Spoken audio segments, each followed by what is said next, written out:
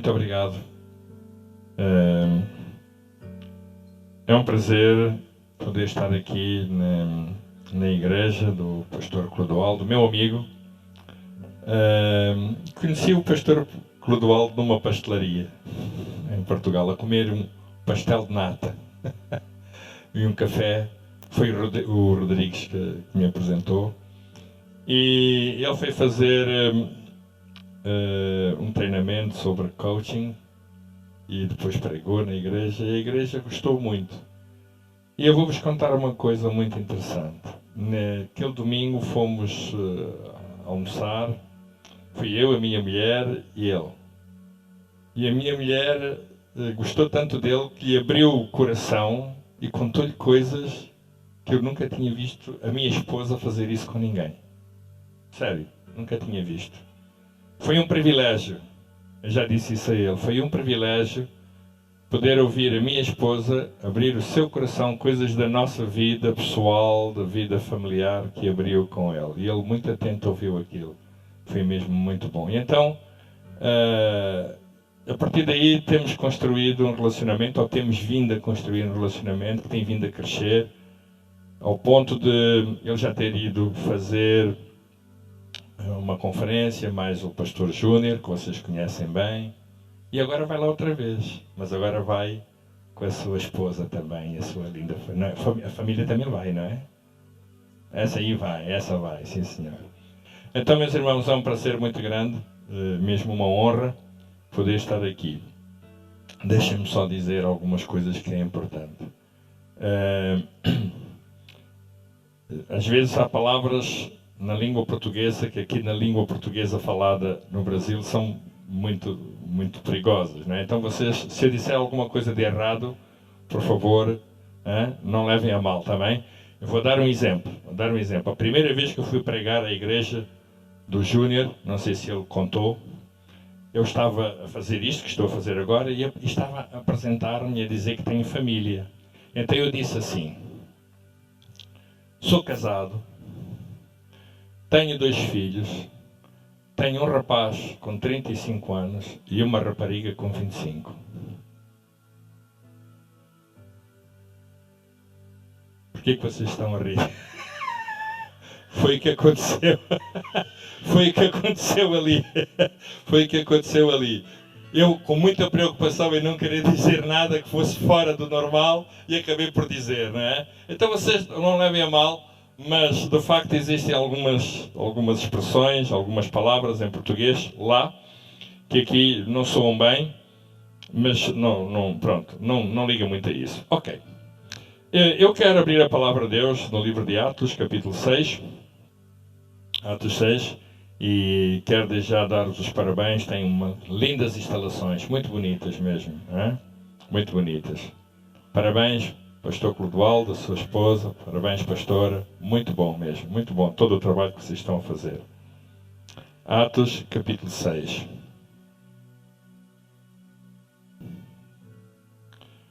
Vamos ler o versículo 1 e o versículo 6. E peço desculpa, eu vou ler nesta versão da Bíblia, que é a mensagem, não sei se tem, a mensagem de Eugênio Peterson, é uma versão em linguagem contemporânea, aliás está lá, Bíblia em linguagem contemporânea, escrita na língua portuguesa falada aqui no Brasil, está bem? Portanto, eu vou ler, é ligeiramente diferente daquela que vocês têm aí, possivelmente, mas eu gosto muito de ler através desta Bíblia. Diz assim, Atos 6, 1 a 6.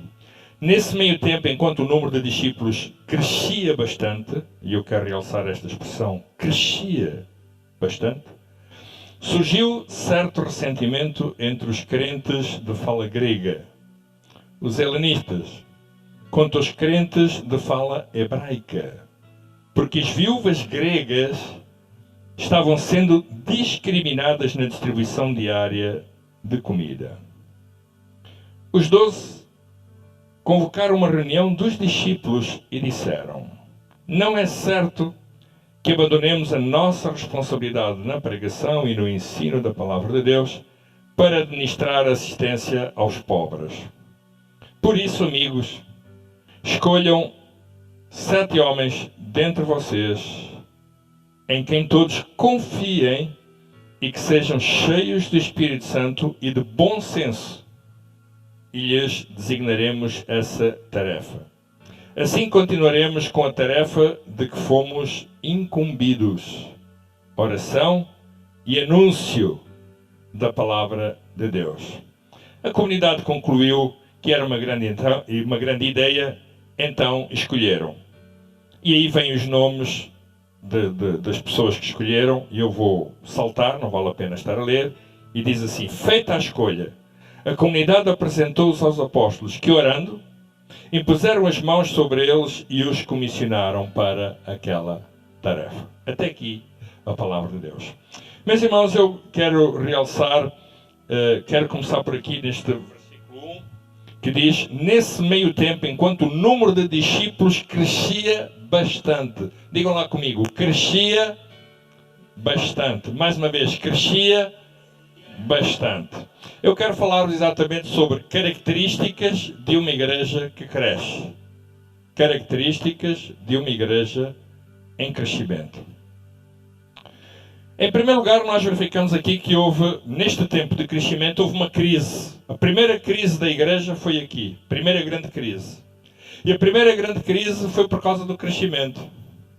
Diz o texto que, como crescia bastante, surgiu um certo ressentimento entre os crentes de língua grega, os helenistas, contra os crentes de língua hebraica. Porque esses, os de língua grega, consideravam que as suas viúvas estavam a ser discriminadas, marginalizadas na distribuição diária da comida. Portanto, houve aqui uma crise, houve aqui um conflito latente entre os crentes de língua grega e os crentes de língua hebraica, por causa do crescimento. Eles consideraram, os de língua grega, consideraram que as suas viúvas estavam a ser discriminadas, estavam a ser marginalizadas, estavam a ser prejudicadas em função de língua hebraica. Então diz que os 12, eles convocaram uma reunião de discípulos e disseram: olha, ok, correto, não é certo que nós abandonemos a nossa responsabilidade, eu quero realçar esta palavra, a nossa responsabilidade na pregação e no ensino da palavra, para administrar assistência aos pobres. Por isso, amigos, diz aqui, escolham 7 homens dentre vocês, em quem todos confiem, e que sejam cheios do Espírito Santo e de bom senso. E lhes designaremos essa tarefa. Assim nós continuaremos com a tarefa de que fomos incumbidos: oração e anúncio da palavra de Deus. E assim fizeram. Então, a primeira coisa que nós vamos entender aqui, neste âmbito, é que o crescimento, do que quer que seja, expõe coisas que nós precisamos de mudar. Certo? O crescimento expõe coisas que precisamos de mudar. Às vezes, se nós não crescermos, nós vamos continuar a fazer as mesmas coisas, porque está tudo ok, tudo certo. Né? Mas o crescimento, às vezes, expõe coisas que nós, na vida normal, nós não observamos. Por exemplo, uma família casal, não é? Tem o primeiro filho. Ok, tudo sereno, tudo tranquilo. Tem o segundo filho, já não fica assim tão tranquilo. Tem o terceiro, muito menos. Ou seja, verifica-se que à medida que vai crescendo a família, vai ser necessário adaptar, fazer mudanças de maneira a corresponder ao crescimento da família. É necessário. Não se pode ter uma família com 4 pessoas, ou 5 pessoas, ou 6 pessoas, com os mesmos comportamentos de quem só tem uma criança. Não é possível. Uma empresa é a mesma coisa. Uma igreja é a mesma coisa. Uma coisa é uma igreja com 50 pessoas, outra coisa é uma igreja com 200 pessoas, outra coisa é uma igreja com 500 pessoas, outra coisa é uma igreja com o que quer que seja. A minha igreja, o bocado estava a falar, o bocado o pastor explicou, tem 78 anos de vida. E para eu poder revitalizar a igreja, eu tive que fazer mudanças profundas. Não podia continuar a fazer as mesmas coisas. Não era possível. Então, quando há crescimento, nós precisamos de entender que muitas vezes Deus usa o crescimento para expor tudo aquilo que nós precisamos de mudar. E foi o caso. O crescimento expôs, trouxe cá para fora coisas que eles precisavam de alterar. Não há crescimento, ouça bem, não há crescimento sem mudanças. Não há crescimento, é impossível. Uma coisa é termos uma igreja com 200 pessoas, outra coisa é termos com 1000. Uma coisa é termos uma igreja com 1000 pessoas, outra coisa é termos uma igreja com 2000. Não há crescimento sem mudanças. Crescer implica mudar, implica transformar. Mais do que mudar, implica transformar, fazer alterações de transformação. Muitas vezes as pessoas querem crescer, as igrejas querem crescer, mas não querem mudar. Em Portugal, nós temos igrejas que querem crescer, mas não querem mudar nada. Elas querem crescer continuando a fazer as mesmas coisas que sempre fizeram a vida inteira. Não é possível. É impossível. Porquê? Porque mudar, em primeiro lugar, mudar implica desconforto. Mudar implica insegurança, muitas vezes. Mudar implica risco e responsabilidade. Mudar tem estes fatores de nos tirar de uma região onde nós estamos e nos sentimos confortáveis e ali estamos muito bem, uau, muito fixe, e ir para um lugar onde nós não nos sentimos tão bem assim e nos sentimos, o que é isto que está aqui a acontecer? Espera aí. Então, nós preferimos este lugar aqui. Isto é um pouco como na idade, não é? Com a minha idade, e são 61 anos, eu já não gosto muito de mudanças. Já me sinto bem melhor sem fazer muitas mudanças. Mas o facto é que eu preciso de mudanças. Eu sou uma pessoa que precisa de mudanças. Preciso fazer desafios, tenho desafios. Eu às vezes coloco desafios a mim mesmo. Para poder crescer, para poder ir mais além. Então, eu quero ver, a primeira característica de crescimento tem a ver com o seguinte, e passa-se com igrejas que nós temos em Portugal, eu não sei se é aqui a mesma coisa, que é a diferença entre uma cultura de ajuda e uma cultura de responsabilidade. Por exemplo, em Portugal, nós verificamos que há pessoas que têm a cultura de ajuda na igreja, estou a falar da igreja, pessoas que chegam ao pé de mim e dizem assim, pastor, se precisar da minha ajuda, faz favor, conte comigo. Mas o meu problema é, eu não gosto de pessoas que venham ajudar, eu gosto de pessoas que venham assumir a responsabilidade. Porque as pessoas que me vêm ajudar, eu nunca posso chamar a atenção, porque elas, quando eu vou chamar a atenção, elas vão dizer logo a seguir, pastor, eu só estou a ajudar. Certo? Eu só estou a ajudar. Enquanto que, se ela tiver uma responsabilidade, eu posso chamar a atenção, porque ela não está a ajudar, é a responsabilidade dela. Certo? Vocês estão a ver a diferença? E muitas vezes as igrejas, ou as comunidades, ou o que quer que seja, funcionam entre a cultura de ajuda e a cultura de responsabilidade. Há tempos, apareceu lá na comunidade, na minha igreja, uma pessoa, um músico muito bom, um músico de grande talento, ele tocava teclado, uau, todos os pastores gostariam de ter aquele músico. Ele chegou ao pé de mim, ele tinha vindo de outra igreja, e disse-me assim, pastor Carlos, eu agora estou aqui, gostaria de poder integrar-me na igreja, conte comigo para tocar, eu quero ajudar. E eu disse-lhe a ele, mas eu não quero ajuda. Não quero ajuda? Não, não quero.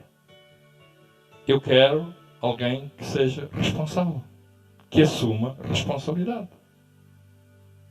E quando eu falei na responsabilidade, ele disse, isso eu não posso. Eu só posso ajudar que é quando eu posso. E eu disse-lhe assim, pois aí é que está o problema. É que eu não preciso de ti quando tu podes. Eu preciso de ti sempre para tu poderes assumir a tua responsabilidade. Muito obrigado pela tua ajuda, mas eu não quero. Vocês estão a entender a diferença? Na minha casa, já tenho 35 anos de casado, mais 2 de namoro, 37. E quando eu me casei, nas tarefas da casa, cheguei ao pé da minha mulher e disse assim, então filha, diz-me lá, em que é que eu posso ajudar? E a minha mulher disse-me assim, o quê? Ajudar? Ajudar? Ajudar? Olha, querido, aqui não há ajudas. Aqui não há ajudas. Aqui há tarefas das quais tu tens que assumir a responsabilidade. Não há ajudas. Eu queria ajudar. Ajudar era, para mim, assim, quando eu puder, quando eu quiser, quando eu entender. E ela pôs logo os critérios dela dizem, não é quando puderes, nem quando entenderes, nem quando quiseres. É tua responsabilidade. Ou seja, tens que fazer sempre. Há uma diferença. Posso ouvir um amém da vossa parte? Certo? Quantas mulheres estão aqui? Ok, agora eu vou fazer uma pergunta, mas não quero que me respondam. Quantos vocês têm lá em casa com cultura de ajuda?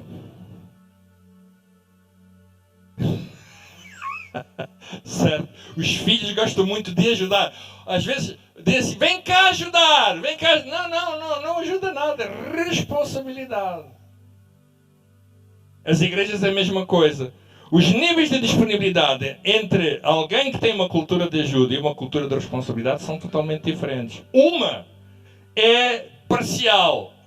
Né? Da cultura de ajuda é parcial. É quando eu posso, quando eu quero, quando eu entendo, quando eu estou disponível. Na cultura de responsabilidade não é quando eu estou disponível. Não. É eu tenho que arranjar disponibilidade para. Porque é a minha responsabilidade. Na igreja é a mesma coisa. Eu não quero ninguém em ajudas. Eu quero pessoas responsáveis. Porque quando eu quiser chamar à responsabilidade, eu chego ao pé da pessoa e vou dizer assim, porquê que tu não fizeste isto assim? E a pessoa vai ter que me dizer. Enquanto que, se houver uma cultura de ajuda, ela vai me dizer assim, pastor, eu só estou a ajudar. Olha, eu não posso fazer mais que isto. Então não quero. Porque é terrível. O crescimento no reino de Deus não vem por ajudas. Vem pelo assumir das responsabilidades. Muitas vezes nós temos este problema. As pessoas dizem assim, pastor, eu falhei. Quando nós vamos chamar a responsabilidade, elas dizem, eu falhei. De facto, falhar é fruto da nossa condição humana. Todos nós falhamos. Mas a responsabilidade é fruto da nossa carnalidade, não é fruto da nossa humanidade. Certo? Falhar é fruto da nossa humanidade. Mas não cumprir com a nossa responsabilidade é fruto, e estou a falar para cristãos, da nossa carnalidade. Não é fruto da nossa humanidade. Vocês estão a ver a diferença? Conseguem perceber a diferença? Não é? Falhar, sim, fruto da humanidade. Na nossa humanidade, da nossa natureza humana, é fruto disso, é consequência disso. Mas não cumprir com uma responsabilidade, isso não é falhar. Isso é uma irresponsabilidade. E irresponsabilidade é uma coisa que é intencional. Eu decidi não cumprir com aquela responsabilidade. Isso não é falhar. E às vezes as pessoas lá comigo, alguns elementos, chegam ao pé de mim, pastor, eu falhei. Não, desculpa, tu não falhaste. Tu não cumpriste com a responsabilidade que estava atribuída, querido. Isso não é falhar. Isso foi uma irresponsabilidade da tua parte. Sabem, nós só temos autoridade sobre o que quer que seja quando assumimos responsabilidade. Não há autoridade em lado nenhum sem responsabilidade. O Senhor Jesus, quando nos deu a autoridade, Ele deu-nos uma autoridade, mas com responsabilidade. Não há autoridade sem responsabilidade. A influência de uma pessoa ou de uma igreja cresce sempre na medida em que ela consegue assumir responsabilidades maiores. Sempre. Porquê? Porque o compromisso que temos, compromisso gera responsabilidade. A responsabilidade, por sua vez, gera influência. E a influência, geralmente, sempre gera autoridade. São coisas distintas. Compromisso. O que é compromisso? Repare, deixa-me fazer aqui esta distinção. O que é compromisso? Quando eu me casei com a minha esposa, eu assumi um compromisso. Compromisso. O meu compromisso com ela foi dizer assim, eu quero casar-me contigo e quero ser teu marido para toda a vida. É um compromisso. E até hoje, o ano passado, quando nós fizemos 35 anos de casamento, a minha mulher disse-me assim, ela trata-me por Carlitos. ela disse-me assim: Carlitos, eu quero dizer-te uma coisa, filho. Estamos só nós os dois. Quero dizer-te uma coisa. Mantenho o que disse há 35 anos, em que eu assumi o compromisso de viver contigo toda a minha vida. Compromisso. O compromisso é uma decisão interior, do nosso interior, é uma decisão nossa, né? Do nosso interior, é do interior para o exterior, certo? E daí, esse compromisso que se deve manter. Eu, quando assumo um compromisso com alguém, eu vou cumprir, porque é um compromisso. O compromisso é alguma coisa de importante, porque é ele que me vai dar a autoridade para eu poder fazer e continuar a fazer o que eu faço. É o compromisso que eu tenho. Compromisso gera responsabilidade. A responsabilidade gera influência. E a influência que gera autoridade. Há responsabilidade parcial e há responsabilidade, ou há, que gera também autoridade parcial. Uma responsabilidade parcial gera autoridade parcial. Mas uma responsabilidade total gera autoridade total. Um líder, e no vosso caso, se vocês são líderes, nunca serás um líder com autoridade se tu não assumires a responsabilidade total. Tu não podes dizer assim: eu hoje posso, amanhã não posso. Eu hoje posso fazer só assim, não, amanhã não posso. Não. Ou assumes a responsabilidade na totalidade, ou não. Muitas vezes há pessoas que chegam ao pé de mim, lá na minha igreja chegam ao pé de mim e dizem-me assim: Pastor Carlos, posso dar a minha opinião sobre este assunto ou sobre aquele? Ok. Eu digo assim: ok, dá a tua opinião. Mas sabem uma coisa? O valor daquela opinião para mim é relativo. Porque o valor da opinião de uma pessoa que não tem responsabilidade nem autoridade é uma opinião, mas sabe o que é que vale? Zero. É um pouco como como é que vocês dizem aqui aquelas pessoas que gostam, que assistem, que são adeptos do Corinthians ou do São Paulo, como é que chamam? Diga? Não, os torcedores, né? Os torcedores, por exemplo. Eu lá em Portugal sou torcedor do Benfica, mas eu não sou sócio, certo? Sou torcedor, eu não vou a reuniões da Assembleia Geral, eu não pago, não dou nenhuma cota, eu só vou lá de vez em quando ver os jogos. Mas sou do Benfica. E quando eu estou a assistir os jogos, e quando o Benfica não está a ganhar, eu digo: ei, pá, o treinador devia ter mudado, aquele jogador devia ter posto o Luizão, que é aqui do Brasil, que foi da seleção brasileira, e agora o Éder, devia ter sim assado. Eu, se fosse assim, eu punha a jogar do lado esquerdo e do lado direito. Mas sabem, é a minha opinião. Mas sabem o que é que vale a minha opinião para o Benfica? Zero. Sabem porquê? Porque eu não tenho autoridade. Porque eu não pago nada, não estou envolvido em nada, não contribuo em nada, não estou nas reuniões das Assembleias Gerais para contribuir em nada. Então, a minha opinião é apenas uma opinião. E às vezes na igreja tem lá pessoas que chegam ao pé de mim: Pastor, eu posso dar uma opinião? Podes dar uma opinião, a opinião que tu quiseres. E eles dão. Mas sabem, dentro da igreja eu tenho pessoas cuja opinião podem valer 0 ou podem valer 5, dependendo da responsabilidade que cada um deles assume e cumpre.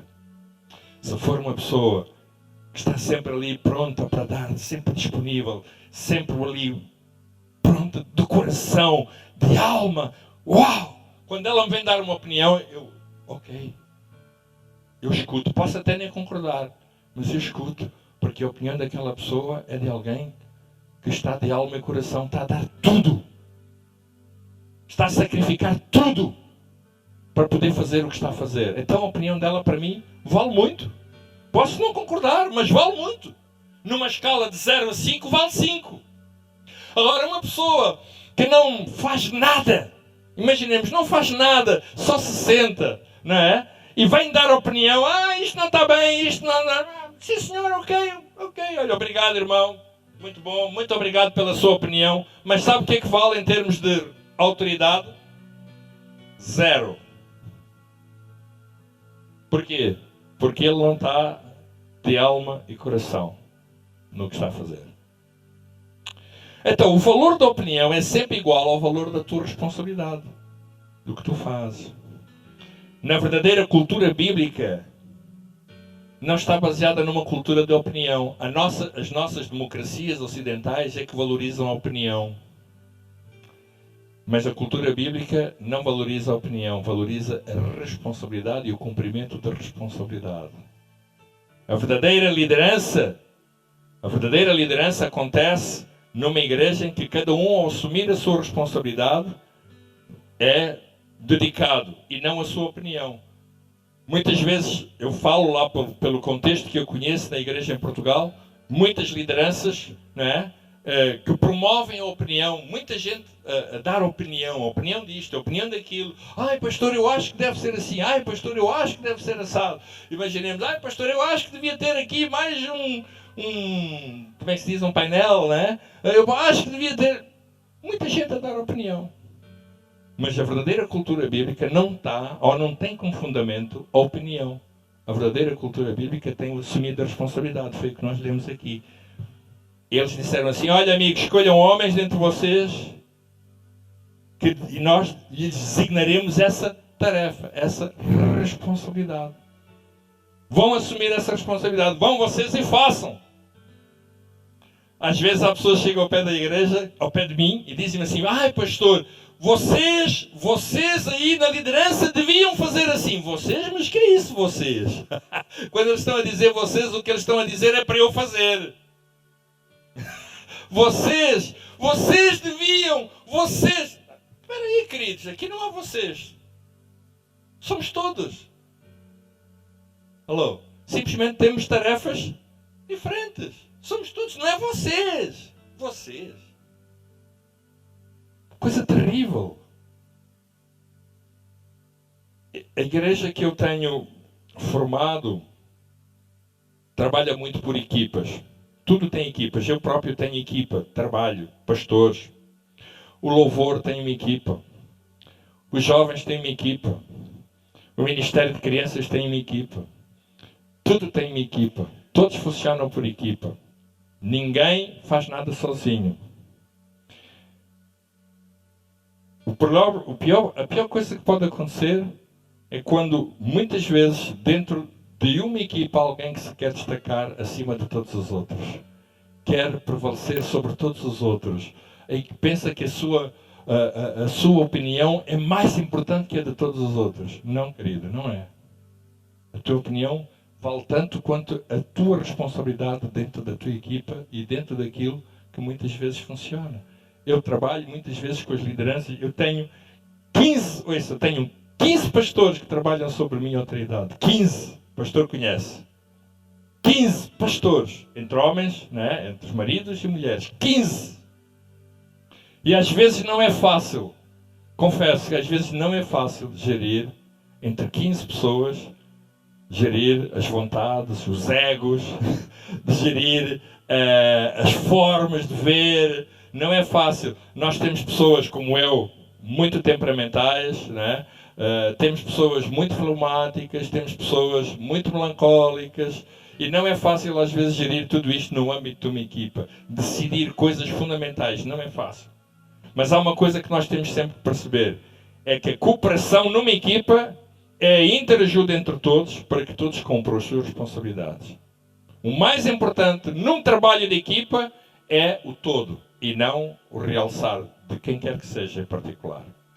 É desastroso numa liderança quando alguém se quer assumir como, deixa-me dizer assim, nós dizemos lá, a estrela principal, a vedeta principal. É desastroso.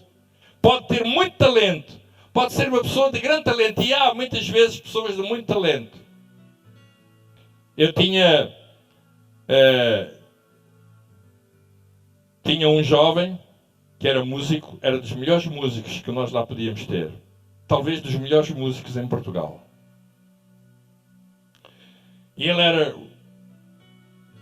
ele que ensaiava toda a música. Eu tenho no Ministério de Louvor e Adoração tenho 50 pessoas, entre músicos e cantores, 50. E ele era verdadeiramente muito bom. mesmo muito bom na guitarra, ele era extraordinário, dos melhores músicos que eu já conheci. Mas era uma pessoa que não cumpria as suas responsabilidades. Era quando podia, quando havia disponibilidade. E eu fui ter com ele e disse-lhe: Rafael, olha pá, eu gosto mesmo muito de ti, Rafael, tu és muito bom, tu és extraordinário, qualquer igreja precisa de ti, qualquer ministério precisa de ti, mas olha, tem aqui um problema, é que tu não estás a cumprir com as tuas responsabilidades a 100%, tu só estás a dar nem metade do que tu podes dar. Ai, pastor, eu vou corrigir, pastor, está bem, eu prometo que eu vou corrigir. E não corrigia nada. E depois eu tornei a ir falar com ele. Disse: Rafael, não pode acontecer, querido. Tu estás a liderar uma equipa, as pessoas estão a ver o teu exemplo, elas estão a observar o que estás a fazer, e tu amanhã tu queres chamar à responsabilidade quem quer que seja, e não tens autoridade. Porque tu próprio estás a falhar na tua responsabilidade. E ao falhares na tua responsabilidade, tu estás a enfraquecer a tua autoridade. E ao enfraquecer a tua autoridade, tu estás a enfraquecer a tua voz. E ao enfraqueceres a tua voz, tu estás a permitir que as outras pessoas não te ouçam. Só te vou dar mais uma oportunidade, Rafael. E dei-lhe mais uma oportunidade. E ele tornou a falhar. E eu cheguei ao pé dele e disse: Rafael, muito obrigado, mas não posso contar contigo. Porque assim agora tu já não estás a enfraquecer mais a tua própria autoridade, estás a enfraquecer a minha. Certo? Tu agora já não estás a enfraquecer a tua já está fraca, a partir de agora já estás a enfraquecer a minha. E ao enfraqueceres a minha, enfraqueces a autoridade da igreja e enfraquece a responsabilidade de toda a gente. Portanto, eu não posso permitir. Rafael, muito obrigado pelo tempo que tu deste, mas tu próprio fizeste a tua escolha. E pronto, e ele seguiu a sua vida. Em equipa, tem que ser responsável. Uma igreja influente, ouça bem, uma igreja em crescimento, ela é absolutamente comprometida. Todos têm que estar absolutamente comprometidos em todos os ministérios. Todos. Comprometidos. Aquela é a vida. Certo? Aquela é a vida. Temos que estar absolutamente comprometidos. Eu já fui professor de educação física, antes de ser pastor. Já fui professor. E muitas vezes eu, quando vinha da escola, eu dava aulas de educação física, e quando eu vinha da escola, eu tinha responsabilidades na igreja, e eu ia às minhas responsabilidades. Às vezes dormia muito pouco, mas eu ia cumprir com as minhas responsabilidades. E isso dava-me autoridade sobre as pessoas. Porquê? Porque elas verificavam em mim que eu estava a dar tudo, e não apenas uma parte do que eu podia. Então, uma igreja influente, ouça bem, uma igreja influente é uma igreja que tem esta cultura responsável, esta cultura de entrega, de dedicação total de toda a gente. De toda a gente, irmãos. Toda a gente. E eu acredito que vocês, ao construir o que estão a construir, acredito nisso plenamente, é isso que Deus vai fazer com vocês. Em que possam construir esta cultura em que todos vós sejam responsáveis.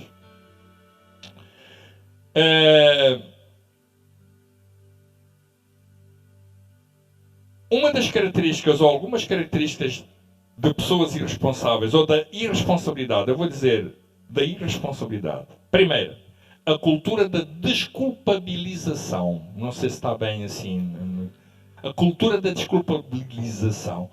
Pastor, eu não pude porque eu tive isto para fazer. Pastor, eu não pude porque eu ontem, eu deitei-me tarde. Pastor, eu não pude porque eu ontem tive uma festa de aniversário lá em minha casa. Pastor, eu não pude porque eu ontem, não meti o despertador e eu hoje não acordei a horas. Pastor, eu não pude. Isso é desculpabilizar. Isso é característica da irresponsabilidade. A outra característica da irresponsabilidade, muitas vezes numa liderança, tem a ver com a indisciplina, com a desorganização. Não é? Tem a ver com a indisciplina e a desorganização. Olha, eu vou-vos contar uma história que aconteceu lá na minha igreja. O pastor conhece, eu tenho vocês como é que chamam? Púlpito? É assim que vocês chamam? Estrado, né? Tem o estrado. E o estrado tem alguns lances que estão abertos, assim grande, não é? Estão abertos. E então eu sento-me aqui e quando eu me sentei eu vi uma bola de papel lá no fundo. Uma bola de papel. E eu vi a bola e deixei estar a bola. Porque nós temos uma senhora que faz a limpeza. Nós pagamos. Ela está o tempo inteiro na igreja, faz a limpeza. Está o tempo inteiro. Portanto, ela é paga, certo? Ela é paga para fazer a limpeza da igreja. Essa é a responsabilidade dela, correto? Ela é paga pela responsabilidade que faz. Privilégio, não é? Uma pessoa que é paga pela responsabilidade que tem. Então a responsabilidade dela é limpar, não tem outra, é só limpar. E eu vi um papel lá de baixo. E eu deixei estar. No segundo domingo, sentei-me e tornei a ver o papel. E deixei estar. No terceiro domingo, tornei a ver o papel. E deixei estar. Na segunda-feira, que é o dia da limpeza, fui à igreja. E estava lá a Paula. E cheguei ao pé dela e disse: Paula, arranja-me uma vassoura, faz favor, e uma pá. E ela disse: pastor, para que quer a vassoura e a pá? Faz favor, arranja-me lá que eu vou limpar, vou tirar ali uma bola de papel que está ali debaixo do estrado. E ela disse: ai pastor, não, eu vou tirar. Não vais não, agora quem vai tirar sou eu. Anda cá. Cheguei lá, fui tirar a bola de papel lá do estrado e não a deixei tirar. Vocês sabem o que é que eu quis mostrar? Disse assim: olha, esta bola de papel está aqui há 3 semanas.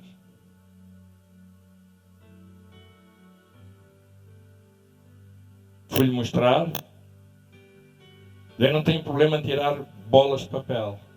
Mas eu fiz propositadamente para ela entender que se a responsabilidade dela é limpar a igreja, tudo tem que estar limpo. Ela não faz mais nada. Ela não tem outro trabalho na vida. Ela não tem um trabalho ali, outro trabalho no outro lado qualquer. Não. Ela só trabalha ali. Aqui. Nós pagamos-lhe para isso. E não pagamos tão pouco quanto isso. Nós damos-lhe 500 euros em 1.600 reais. Vocês acham que é pouco? 1.600 reais. Alguns que já estão a dizer assim: pastor, eu vou já apanhar para Portugal. Certo? Certo? Alguns devem estar a dizer: pastor, vou já amanhã para Portugal. E ainda fazemos os descontos da Segurança Social, os impostos. Portanto, dá muito mais. Vocês estão a entender? Só faz aquilo. Entendem, irmãos? Então, isto muitas vezes mostra indisciplina e desorganização. Se eu deixasse passar, mostrava indisciplina e desorganização. Não, mas eu não posso deixar passar. Eu sou responsável para manter tudo em ordem. Eu sou responsável. Qualquer líder de equipa tem que manter tudo em ordem. Tudo. Eu chego sempre 15 minutos, 20 minutos mais cedo à igreja. Eu vou ver sempre tudo. Eu costumo dizer: eu não faço mais nada, só costumo orientar e pregar, sento lá na cadeira e prego, mas tenho tudo sob observação.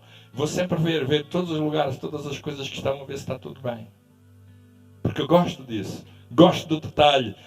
Isso revela muitas vezes a qualidade, a excelência de uma coisa. O serviço que prestamos às pessoas. Sabem? As pessoas, quando vêm muitas vezes às nossas igrejas, elas reparam nos serviços. Reparam na maneira como nós as servimos. Muitas vezes a maneira como nós as servimos pode ser uma maneira de fazer uma ponte. Porque o Evangelho não é só a mensagem. Muitas vezes o Evangelho começa até antes da pessoa entrar. De tudo. Certo? Lá na igreja tem um senhor que a esposa, ela é portadora de deficiência. E a primeira vez que foi à nossa igreja, ela entrou no pátio, naquele pátio central, estava a chover, e imediatamente saiu um senhor com um guarda-chuva, é assim que se diz aqui, com um guarda-chuva, saiu e foi logo ter para proteger a senhora com o guarda-chuva. No domingo seguinte, a mesma coisa. Aquele senhor, passado um tempo, começou a ir à igreja. Converteu-se. E um dia ele estava a falar comigo, ele disse-me assim: Pastor Carlos, sabe porquê que eu me converti e porquê que eu comecei a vir à igreja? A minha mulher já tinha ido a 2 igrejas. E às vezes estacionava bem longe. E vínhamos a apanhar chuva. Nunca ninguém se dirigiu a nós com guarda-chuva. Aqui, entrou no pátio, veio logo alguém com guarda-chuva. E isso fez toda a diferença para mim. Eu pensei assim: espera aí, estas pessoas são observadoras. Elas cuidam. Elas atendem bem. Uau, eu quero. Um guarda-chuva. Queridos, olha, um guarda-chuva. Certo? Um guarda-chuva. Um guarda-chuva. Ou seja, imediatamente, aquele gesto foi o suficiente para quebrar todas as barreiras sobre aquilo que é uma igreja. Isso fala de organização. Muitas vezes, uma das características, outra terceira característica da irresponsabilidade é a falta de preparação. Pessoas que não se preparam. Nós procuramos dar procuramos fazer formação dos músicos. Nós temos uma escola de música. Pastor, eu quando fui para a igreja a primeira vez, fui pastorear há 18 anos, só tinha 5 músicos e 2 pessoas que cantavam. Hoje temos 50. Porque o nosso alvo é dar preparação. Fizemos uma escola de música e todos os músicos que temos vêm da escola de música, são discipulados e vêm da escola de música. Preparação, multimédia, tudo é feito com pormenor, tudo é feito com detalhe. É importante porque isso revela organização, preparação. Outra característica da responsabilidade é a falsa disponibilidade. São aquelas pessoas que estão sempre disponíveis, mas não estão. Na hora precisa, elas vão falhar. Elas não vão estar lá. É falsa. É uma disponibilidade que não é verdade. Ai, pastor, pode contar comigo. Eu já encontrei pessoas que me disseram assim: pastor, pode contar comigo. Olha, pastor, eu estou ao seu lado, hein? Eu estou ao seu lado, conte comigo. Elas ficaram tanto do meu lado que eu hoje já nem as consigo ver. Certo? Já não as consigo ver. Tanto estavam ao meu lado. Pastor, eu estou ao seu lado, conte comigo. Outras chegavam ao pé de mim e disseram assim: pastor, estou atrás de si, hein? Estou sempre atrás de si. Sempre. Olha, tão atrás que desapareceram. Falsa disponibilidade. Mas pronto, isso são coisas que acontecem lá em Portugal. Eu sei que aqui não há. Certo? São coisas que acontecem lá entre os portugueses. 3 responsabilidades de qualquer liderança. E vou terminar. 3 responsabilidades de qualquer liderança e vou terminar. Primeiro, congregar. Eu não me permito mesmo que uma liderança não tenha cultura de congregação, de congregar. Não permito. Não tenho ninguém em liderança que não se congregue. Não é possível. Certo? Eu tenho até lá os líderes, eles têm uma folhinha onde nós anotamos as vezes que eles vêm e não vêm. Se são mais as vezes que eles não vêm, eu não preciso deles. É verdade ou não é? Eu não preciso deles, então eles passam a ser a multidão. Uma multidão numa congregação é que escolhe se vem ou se não vem. A multidão é que faz opções dessas. Eu hoje vou. Hoje está a chover. Hoje vou ficar em casa. Hoje está bom. Hoje está dia bom. Hoje está sol. Hoje dá para ir. Sim senhor, hoje é bom. Hoje estou bem disposto. Hoje vou. Pastor, mas olha, outro dia não acordei. Não passei muito bem a noite, então não vou. Se são mais as vezes que isso acontece, eu não quero. Eu não preciso deles. Então, primeira responsabilidade de qualquer liderança: congregar. Fundamental. Congregar. Ter esta cultura de congregar. Estamos a congregar, devemos lá estar todos. A horas. Sempre. Porque eu também estou. Segundo, cuidar. Certo? Cuidar. É uma responsabilidade de qualquer liderança. Cuidar. Sempre ficar. Está tudo bem. Se alguém na sua equipa está a faltar, se não está a faltar, se há algum problema, se não há algum problema. Telefonar a saber, olha, algum problema, posso ajudar? Como é que eu posso ser útil para ti? Cuidar é importante. Cuidamos uns dos outros. Uma cultura do cuidado. A cultura, cuidar não pertence só aos pastores. Pertence a toda a gente. Todos. Deve haver uma cultura de cuidado entre todos. Todos mesmo. Todos nós fazemos isso. Cuidar. Eu incentivo as pessoas a cuidarem umas das outras. Nós temos parceiros de oração. A igreja tem parceiros de oração, pastor, nós temos parceiros de oração. Todos oram, todos têm. E eu incentivo, olha, se não tem parceiro de oração, procure um parceiro de oração. É assim que se chama aqui, né? Parceiros de oração. Procura um parceiro de oração. 2 a 2, procure. Todas as semanas, procure isso. Oramos uns pelos outros. Cuidar. Saber se está bem telefonar a gente chama lá o WhatsApp. Aqui vocês chamam o Zap, né? O Zap. Né? WhatsApp. Nós temos... todos os grupos estão ligados uns aos outros pelo WhatsApp.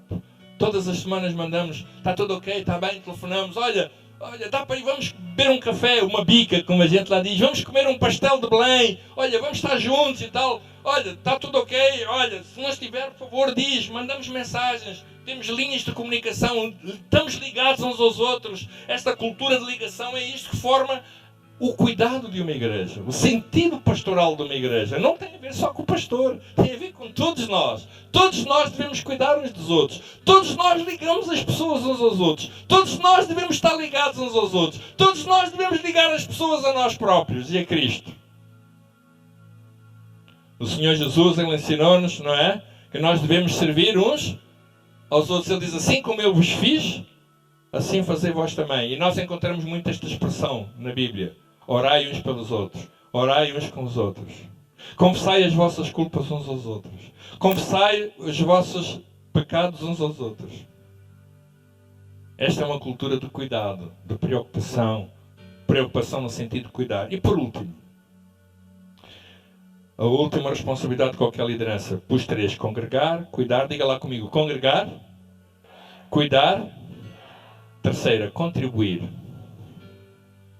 É impensável que alguém não contribua. É impensável. Qualquer liderança tem que contribuir, tem que dar tudo. Se eu souber que uma liderança não está a contribuir, imediatamente eu retiro. Porque é fundamental. Contribuir. Irmãos, eu percebo que muitas vezes há dificuldades na nossa vida, tudo isso.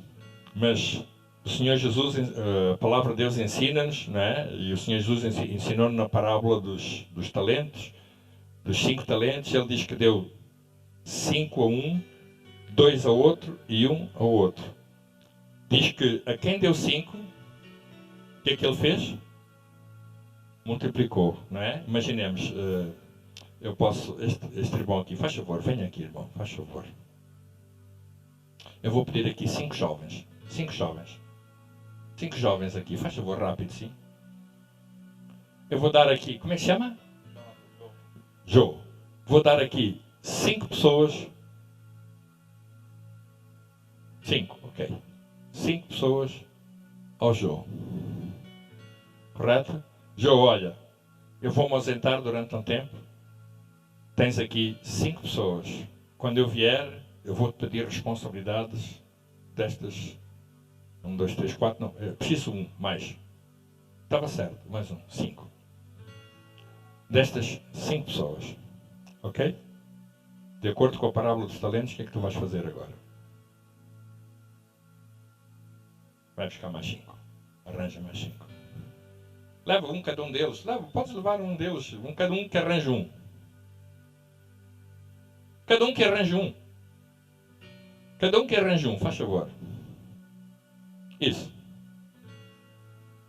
Fiquem aqui. Ok. Irmão, faz favor. Como é que se chama? Irmão Alexandre. Venha para aqui, faz favor. Fique aqui.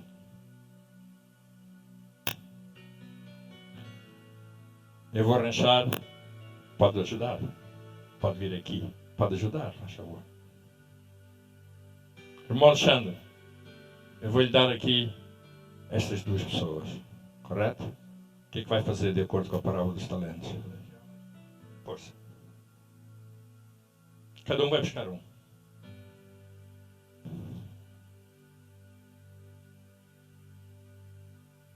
Muito obrigado. Como é que chamas? Vitória. Chega aqui, faz favor.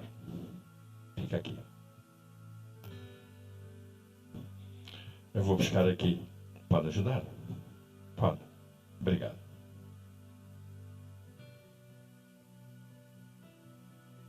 Aqui este. Vitória. aqui esta pessoa para tu cuidares, para tu investires. Está bem? Ok. De acordo com a parábola dos talentos, o que aconteceu? Hã?